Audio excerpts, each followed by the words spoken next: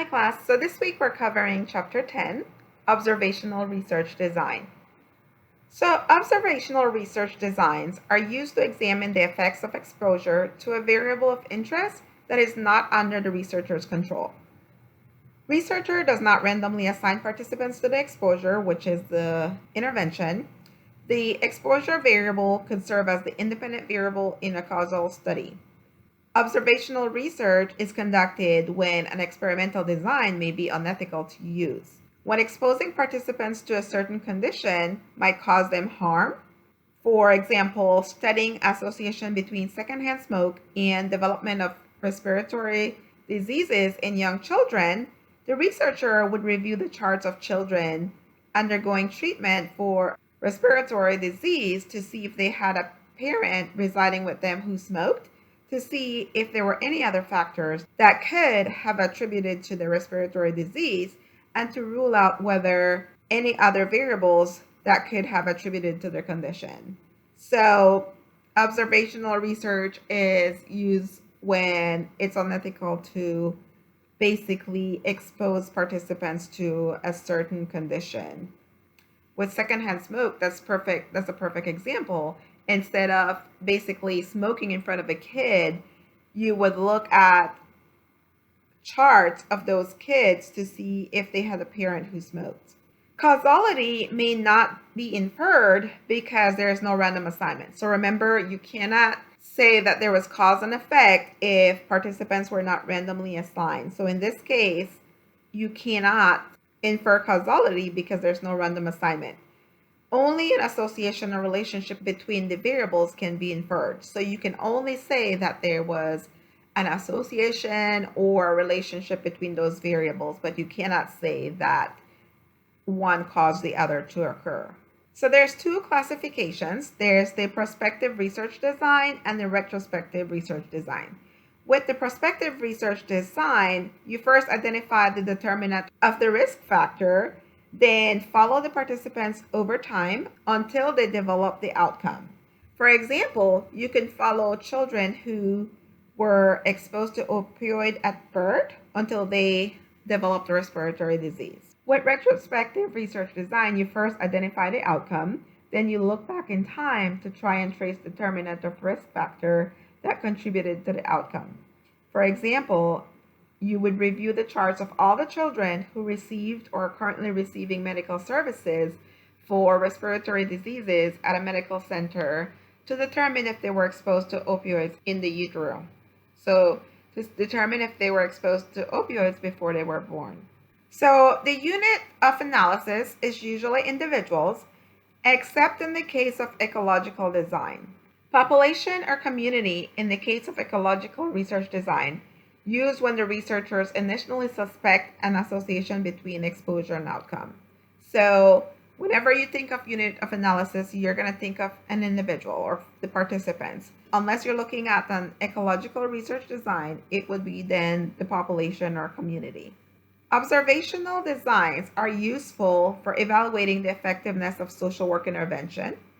For example, Boyd, Baker, and Riley examined the association between depression and anxiety and service delivery models. Data were collected by reviewing the charts of those individuals who had completed treatment. Their depression and anxiety scores at the first and the last session of treatment were used as dependent variables. Results revealed that the progression model was more appropriate for persons with severe depression and anxiety scores than the stratified step model. So this design is useful for evaluating interventions. Observational designs are useful for evaluating the effects of policy. For example, Cohen and colleagues evaluated the impact of the Healthy Hungry Kids Act and the Massachusetts Competitive Food Law on school meal and snack selection and nutrients consumption. Data were collected on these variables prior to and after policy implementation. Results demonstrated that after the implementation, there was a reduction in the amount of sugar and unhealthy snacks consumed and an increase in school meal selection. So another example here on how this design can be used to evaluate the effects of policy. Ecological research designs are used when researchers initially suspect an association between exposure and outcome at a population, community, or country level. Either of the two variables, exposure and outcome, is measured at the group level. Exposure variable measurement example could be the consumption of sugar per capita, and the outcome variable measurement example could be incidence rate of the cancer. Correlation analysis is often used to measure the association in an ecological research study, despite the existence of literature questioning its appropriateness.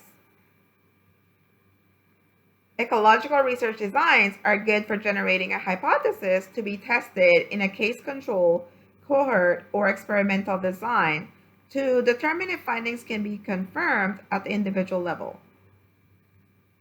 Ecological research designs are typically used for a retrospective study. It is recommended to use the ecological research design only when individual level data are unavailable. So here's an example of a case study. So a researcher suspects that there is an association between eating pickled vegetables and throat cancer in a rural town. In this study, pickled vegetable consumption would be measured as per capita consumption. So this is measured at the population level because it is the average measure of exposure for the persons who live in the town. It does not mean that everyone consumed the same amount of pickled vegetables. The rate of throat cancer is measured as the amount of throat cancer in the rural town. So this is measured at the population level and not as an individual's experience with throat cancer. Findings should be carefully interpreted to avoid an ecological fallacy, which is the assumption that a relationship that exists for groups is true for individuals. Cross-sectional research designs are used when the researcher is determining simultaneously the exposure and the outcome for everyone in the study. Causality cannot be established with this design. Data are collected on the exposure and the outcome simultaneously and at one point in time. Results where causality cannot be established may be due to confounding variables that are related to both the exposure and outcome variable, causing a spurious relationship. An example of a spurious relationship is when a researcher finds that the sales of ice cream are the highest when the number of heat strokes is the highest. Based on this association, it would be wrong to conclude that the sales of ice cream led to the heat strokes or vice versa, because a confounding variable could account for the association. The third variable in this case would be a heat wave. Cross-sectional research designs are good for establishing an association between exposure and outcomes. These research designs are useful for generating hypotheses to be tested in future studies. They're also used to determine the prevalence of exposure. So prevalence is the number of cases in a population in a specific time period. It is expressed as a proportion of the total population at risk for the condition. It is obtained by dividing the number of people with the condition at a specific time by the number of people in the population at risk at a specific time period. It can also be reported as a number or a percentage. They are both considered descriptive statistics. So using this design, O'Dyer and colleagues determined the prevalence and pattern of anti-epileptic medication prescribing in the treatment of epilepsy in older adults with intellectual disabilities. So data was collected in one point in time looking at the prevalence and pattern. In a cohort research design, both individuals who have and who have not been exposed are followed over time until the outcome of interest occurs. Cohort designs can be used to assess causality because the exposure has been identified before the outcome. Cohort designs can be used to assess causality because the exposure has already been identified before the outcome. So it was already identified that the participants were exposed, and so we can say that we can assess causality using a cohort design. This is good evidence to suggest an association between the exposure and an outcome. The interval between the exposure and the development of the outcome is relatively short to minimize loss to follow up. And the outcome is not too rare, so that the size of the cohort is reasonable. An example of using this in a study. So, a study by Sarna and colleagues where they determined the timing of first respiratory infection in infants until the age 2. It is good for identifying incidents. So, an incident refers to the occurrence of new cases of the outcome. And the incidence rate is the number of new cases arising in a given period in a specified population. Cohort designs are good for identifying the occurrence of new cases of the outcome. There is an incidence rate formula, and it is expressed as the number of cases per 1,000.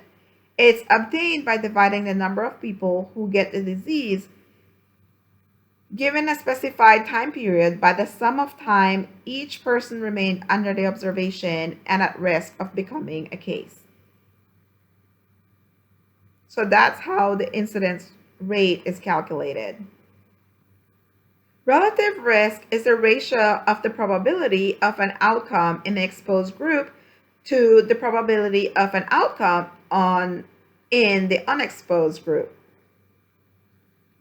And the relative risk is used to measure the association.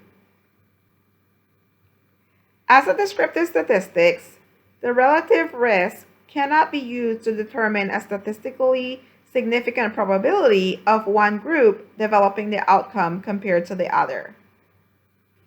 The relative risk formula is obtained by dividing the probability of an event occurring in group 1 by the probability of an event occurring in group 2. There are threats to internal validity. The first is differential attrition. So the dropout rate in the exposed group differs from the not exposed group, which introduces bias into the study. Selection bias could occur due to the systematic differences between the two groups on factors related to the outcomes. In case-control research designs, individuals are selected based on the outcome and are compared to individuals who do not have the outcome, according to past history of exposure to a disease, toxin, or an event. The use of case-control designs is appropriate when the outcome is rare and there is reliable evidence of past exposure. Without reliable evidence, the study may be biased. Data can be obtained from individuals themselves or from reviewing charts, registries, medical, or other types of records. You need to ensure that controls are similar to cases in all respects other than what they were exposed to. So people in the control groups needs to be similar to cases in all respects other than what they were exposed to. Matching can help ensure similarity on demographic variables such as age, gender, race, ethnic background, and other characteristics. For example, opioid-exposed babies born at a medical center between 2018 and 2019 whose parents reside in rural areas are included in the study. The comparison group should include non-opioid exposed babies born at the medical center between 2018 and 2019 whose parents reside in rural areas. So you need to make sure that your control group is similar to those receiving the intervention. Odds ratio is used to measure association in the study. So odds ratio equal to 1 means exposure does not affect the odds of developing the outcome. Odds ratio greater than 1 means exposure is associated with high odds of developing the outcome.